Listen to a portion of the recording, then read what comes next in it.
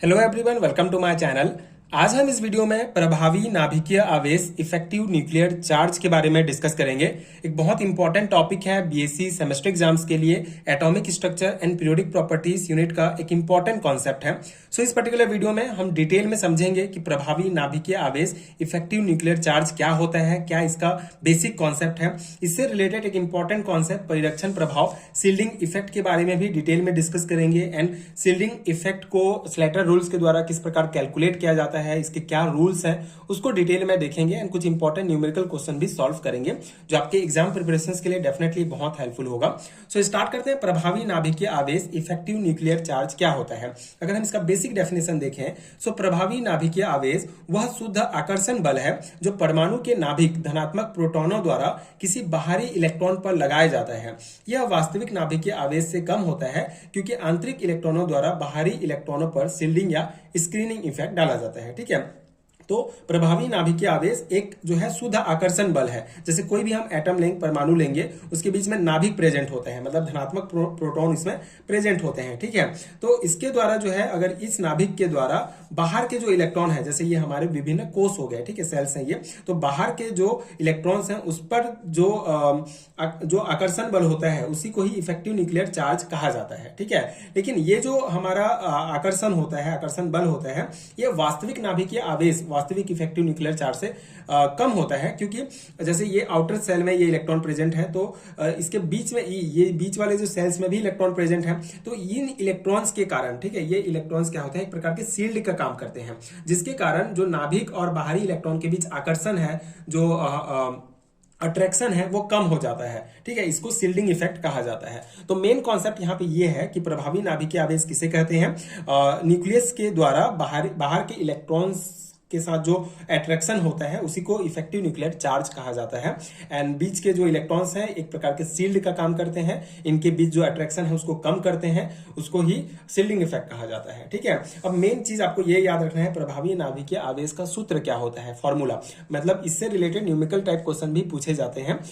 ये तो बहुत इंपॉर्टेंट है, लॉन्ग टाइप क्वेश्चन में भी आपको पूछा जा सकता है, तो आप ये एज इट इज नोट्स जो है लिख सकते हैं अपने एग्जाम में। एंड इससे रिलेटेड अगर न्यूमेरिकल क्वेश्चन पूछे जाते हैं तो उसको कैसे सॉल्व करेंगे हम आगे डिटेल में डिस्कस करेंगे। अभी फिलहाल आप ये सूत्र याद रख सकते हैं, Z effective equal to Z minus S, जहां पे Z हमारा होता है कुल नाभिकीय आवेश जो होता है परमाणु क्रमांक। ठीक है, कोई भी एलिमेंट हमको दिया जाएगा उसका हमको प्रभावी नाभिकीय आवेश निकालना होगा। ठीक है, उसके किसी इलेक्ट्रॉन का, तो उसका तो Z मतलब होता है कुल नाभिकीय आवेश जो होता है परमाणु क्रमांक। ठीक है, आपको उस एलिमेंट का परमाणु क्रमांक तो याद रहना चाहिए।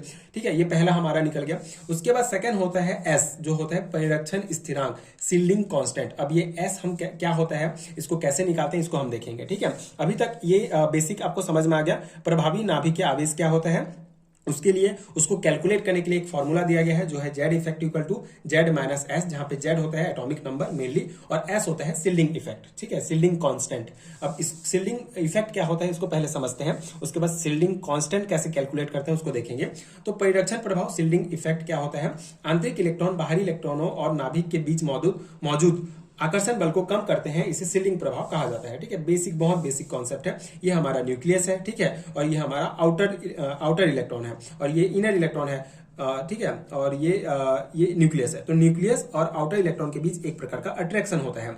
इसी अट्रैक्शन को जो है ये इनर इलेक्ट्रॉन्स जो है उसको कम कर देते हैं। ठीक है, उसको एक प्रकार के शील्ड बना देते हैं जिससे इन दोनों के बीच जो अट्रैक्शन है वो कम हो जाए, तो इसी को कहा जाता है शील्डिंग इफेक्ट। ठीक है, एंड शील्डिंग प्रभाव जो है, शील्डिंग इफेक्ट जो है वो इलेक्ट्रॉन इलेक्ट्रॉन प्रतिकर्षण के कारण होता है। ठीक है, इलेक्ट्रॉन इलेक्ट्रॉन के बीच रिपल्सन होता है जिसके कारण जो है ये शील्डिंग इफेक्ट होता है। तो ये बस बेसिक सा डेफिनेशन, अगर आपको 2 मार्क्स में पूछा जाता है शील्डिंग इफेक्ट क्या है, तो आप ये डेफिनेशन और ये डायग्राम बना देंगे तो भी इनफ रहेगा। ठीक है, तो ये हो गया हमारा शील्डिंग इफेक्ट। अब मेन है हमारा कि शील्डिंग इफेक्ट का अनुमान हम कैसे लगाएंगे, इसको कैलकुलेट कैसे करेंगे। तो शील्डिंग कांस्टेंट, शील्डिंग इफेक्ट नहीं, शील्डिंग इफेक्ट कॉन्सेप्ट है, शील्डिंग कांस्टेंट जो S दिया गया है फॉर्मूला में, उसका अनुमान हम कैसे लगाएंगे। तो शील्डिंग कांस्टेंट की गणना स्लेटर के नियमों, स्लेटर रूल्स के अनुसार की जा सकती है।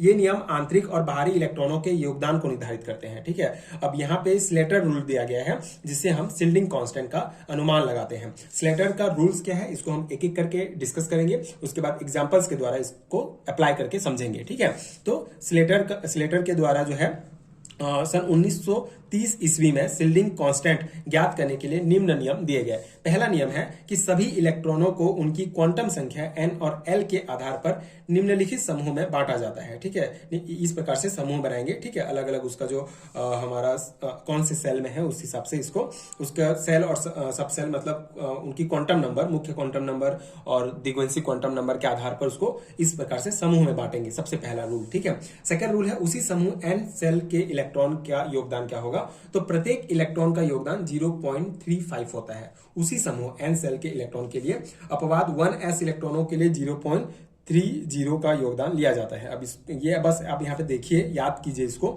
उसके बाद हम जब एग्जांपल बनाएंगे तो आपको समझ में आएगा। मेनली ये स्लेटर के द्वारा रूल दिया गया है, इसी रूल्स को फॉलो करके हम निकालते हैं किसी भी इलेक्ट्रॉन का इफेक्टिव न्यूक्लियर चार्ज। ठीक है, तो ये हो गया उसी समूह n सेल के लिए इलेक्ट्रॉन 0.35 एंड अपवाद भी है, इसमें एक्सेप्शन है 1s इलेक्ट्रॉन के लिए 0.30 का योगदान लिया जाता है।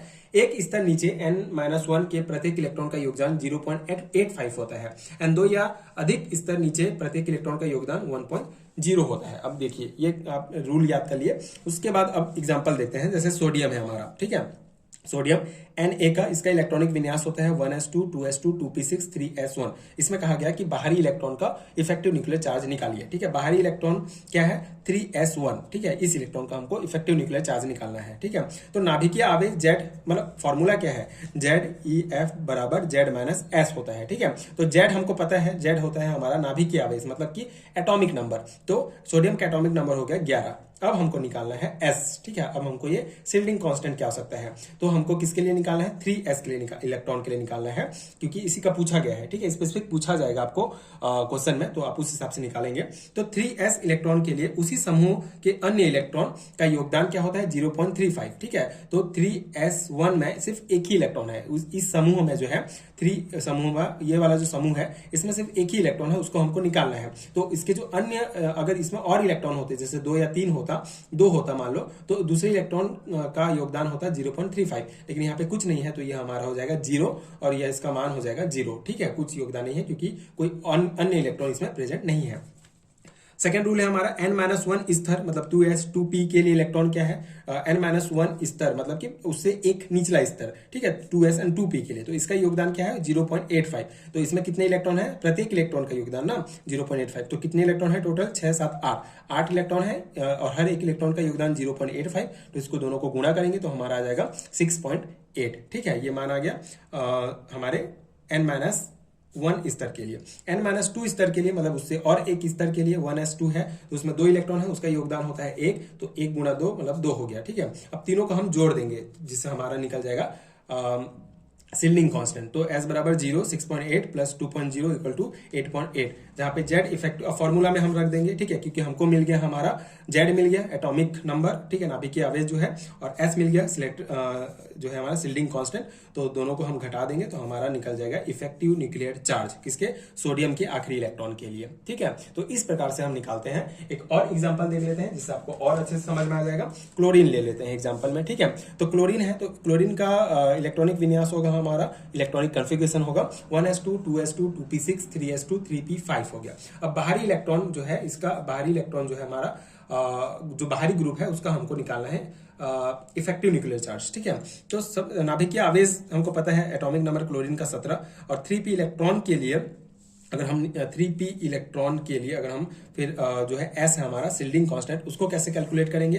देखिए, उसी समूह के अन्य इलेक्ट्रॉन, ये इसी समूह के अन्य इलेक्ट्रॉन, एक इलेक्ट्रॉन का हम निकाल रहे हैं और कितने इलेक्ट्रॉन बच गए, एक को हटाएंगे तो 4 और बच गए ना हमारे। ठीक है, सॉरी उसी समूह का कहा गया है ना, 3s और 3p एक ही समूह में आएंगे। तो यहाँ पे 4 यहाँ पे बचा है और यहाँ पे 2 बचा है, 6 टोटल 6 बचे हुए हैं। टोटल इलेक्ट्रॉन है 7, जिसमें से एक इलेक्ट्रॉन का हम निकाल रहे हैं। ठीक है, टोटल इलेक्ट्रॉन है 7, एक इलेक्ट्रॉन का हम निकाल रहे हैं, तो हमारे पास और कितने बच गए 6। ठीक है, ये उसी समूह, ये 3s और 3p एक ही समूह में आएगा। तो तो उसका इलेक्ट्रॉन का योगदान क्या है 0.35, तो हर एक इलेक्ट्रॉन का योगदान, तो इंटू 6 करेंगे तो 2.1 आ गया। अब n-1 स्तर मतलब कि 2s और 2p स्तर का अगर हम देखें तो इसमें टोटल इलेक्ट्रॉन है 6 7 8 इलेक्ट्रॉन है और हर एक इलेक्ट्रॉन का योगदान 0.85 होता है, तो इंटू 8 करेंगे तो 6.8 आ जाएगा। अब n-2 स्तर मतलब इस स्तर का अगर हम निकालना है तो इसके लिए इलेक्ट्रॉन का योगदान, प्रत्येक इलेक्ट्रॉन का योगदान होता है 2, एक होगा, योगदान एक होता है, टोटल 2 इलेक्ट्रॉन है तो 2 हो गया। अब तीनों को हम जोड़ेंगे 2.1 प्लस 6.8 प्लस 2.0, तो ये हमारा हो जाएगा 10.90। अब हम ये हमारा क्या निकल गया, शिल्डिंग कांस्टेंट। अब हम जेड इफेक्टिव निकालना है तो जेड माइनस एस, जहां पे जेड का मान 17 और एस का मान है हमारा 10.9, ठीक है, 10.90।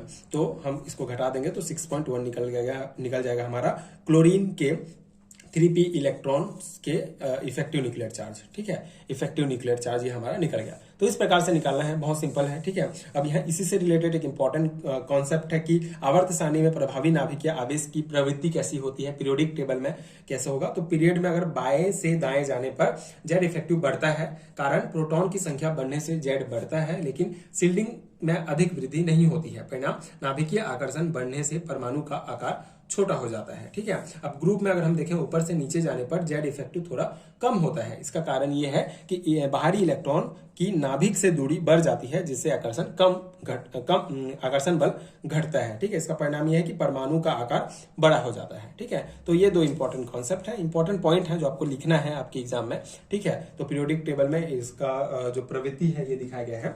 अब हम न्यूमेरिकल क्वेश्चन देख लेते हैं कि किस टाइप के क्वेश्चन आपको पूछे जा सकते हैं। ऑब्जेक्टिव में भी पूछे जा सकते हैं इस टाइप के क्वेश्चन, ठीक है, जिसमें आपको ऑप्शन दे दिया जाएगा। तो आपको अगर इफेक्टिव न्यूक्लियर चार्ज निकालने आता है तो आप इजीली कैलकुलेट जल्दी से करेंगे और आप जो है सही उत्तर टिक लगा सकते हैं। जैसे पहला प्रश्न है हमारा कि Fe आयरन के 4s इलेक्ट्रॉन का प्रभावी नाभिकीय आवेश ज्ञात कीजिए। तो आयरन का एटॉमिक नंबर 26, तो उस हिसाब से आप निकाल लेंगे सबसे पहले electronic configuration 1s2 2s2 2p6 3s2 3p6 3d6 4s2, जहां पे 4s1 और 4s1 और 4s1, मतलब ये 2 इलेक्ट्रॉन्स हैं, लेकिन एक एक करके इसको लिख दिया गया है, ठीक है। तो इसमें से एक इलेक्ट्रॉन का हमको निकालना है, 4s इलेक्ट्रॉन का प्रभावी नाभिकीय आवेश, ठीक है। तो इसका योगदान अब यहाँ पे ऐसे लिख सकते हैं आप, इसका योगदान कितना होगा। जैसे इस ग्रुप का योगदान जो है, जैसे इसमें एक इलेक्ट्रॉन का निकालेंगे और एक इलेक्ट्रॉन बचा हुआ है, तो और एक इलेक्ट्रॉन का योगदान 0.35 होगा। उससे एक स्टेप कम जाते हैं तो हमारा आता है 3d, ठीक है, 3d, तो इसका योगदान होता है 0.85, ठीक है। उसके बाद 3s and 3p, इसका योगदान होता है 1.0। उसके बाद 2s and 2p6 का अगर हम देखें तो फिर बाकी जो जितने भी ग्रुप आएंगे उन सबका योगदान 1.0 होता है, ठीक है। तो सबको फिर उनके इलेक्ट्रॉनिक नंबर के आधार पर कैलकुलेट करेंगे तो हमारा जो शिल्डिंग कांस्टेंट है वो निकल जाएगा 23.45। अब जेड इफेक्टिव कैसे निकालेंगे, जेड का आपको पता है 26 आयरन का एटॉमिक नंबर माइनस 23.45, तो हमारा 2.55 निकल जाएगा ई के 4s इलेक्ट्रॉन का प्रभावी नाभिकीय आवेश, ठीक है, ये हो गया। इसी प्रकार सेकंड क्वेश्चन है हमारा एन का अंतिम एन मतलब नाइट्रोजन का अंतिम इलेक्ट्रॉन का प्रभावी नाभिकीय आवेश ज्ञात कीजिए, ठीक है। तो नाइट्रोजन का 7 है अंतिम इलेक्ट्रॉन का, तो यहाँ पे पहले ग्रुप में बांट दिए 1s2 2s2 2p3, तो अंतिम इलेक्ट्रॉन का निकालना है तो एक इलेक्ट्रॉन का हम निकालेंगे, बाकी कितना बच गया, 2 2 4 बच गया। तो 4 इलेक्ट्रॉन के लिए योगदान 0.35, उससे एक का 0.85, तो यहाँ पे 2 इलेक्ट्रॉन है 2 × 0.85 प्लस बाकी 4 बचे हुए हैं ना, एक का हम निकाल रहे हैं, तो 4 × 0.35 कैलकुलेट करेंगे तो हमारा शिल्डिंग कांस्टेंट निकल जाएगा 3.1। फिर जेड इफेक्टिव निकालेंगे, जेड माइनस एस मतलब कि 7 - 3.1 बराबर 3.9 निकलेगा। इस प्रकार से निकालना है, बहुत सिंपल है। एक बार आप स्लेटर रूल्स आपको याद है तो आप इजीली जो है इसको निकाल सकते हैं, ठीक है। लिथियम के अंतिम इलेक्ट्रॉन का प्रभावी नाभिकीय आवेश ज्ञात कीजिए। तो लिथियम के लिए 3 है हमारा 1s2 2s1, तो ये एक का हम निकालेंगे, तो इसका जो एक का हम निकाल ही रहे हैं ना, बाकी और इलेक्ट्रॉन नहीं है, तो इसका योगदान 0 हो जाएगा और उसके एक स्टेप कम मतलब कि 1s2 का योगदान जो है 0.85 होगा, तो 2 × 0.85 होगा क्योंकि टोटल 2 इलेक्ट्रॉन है, प्लस 1 × 0, तो यहाँ पे 1.70 हो गया। अब जेड इफेक्टिव हम निकालते हैं तो जेड माइनस एस, तो एस का मान है हमारा 1.70 और जेड एटॉमिक नंबर है 3, तो 3 में इसको घटाएंगे तो 1.30 आ गया हमारा। इस प्रकार से आंसर आप निकाल सकते हैं, ठीक है। तो इस प्रकार से हम निकालते हैं effective nuclear charge. I hope आपको समझ में आ गया होगा पूरा कॉन्सेप्ट, बहुत इंपॉर्टेंट कॉन्सेप्ट है, ठीक है। लॉन्ग टाइप क्वेश्चन में पूछा जाता है, तो मैंने ये हिंदी में प्रॉपर नोट्स प्रोवाइड किया है जो आपके बीएससी सेमेस्टर एग्जाम्स के लिए बहुत हेल्पफुल होगा। आई होप कि आपको पूरा कॉन्सेप्ट समझ में आ गया होगा। कोई डाउट है तो आप कमेंट कर सकते हैं, डेफिनेटली आपको आपका डाउट क्लियर किया जाएगा। एंड अगर आपको हैंडरिटन नोट्स चाहिए पीडीएफ फॉर्म में, तो नीचे डिस्क्रिप्शन बॉक्स में एंड कमेंट सेक्शन में आपको लिंक मिलेंगे, आप चेक कर सकते हैं। वहां से आप बीएससी एंड एमएससी लेवल के सभी हैंडरिटन नोट्स डाउनलोड कर सकते हैं, जो डेफिनेटली आपके एग्जाम प्रिपरेशन के लिए बहुत हेल्पफुल होगा। एंड अगर वीडियो हेल्पफुल है तो आगे के वीडियोस देखने के लिए चैनल के साथ जुड़े रहिए। Thank you so much for watching.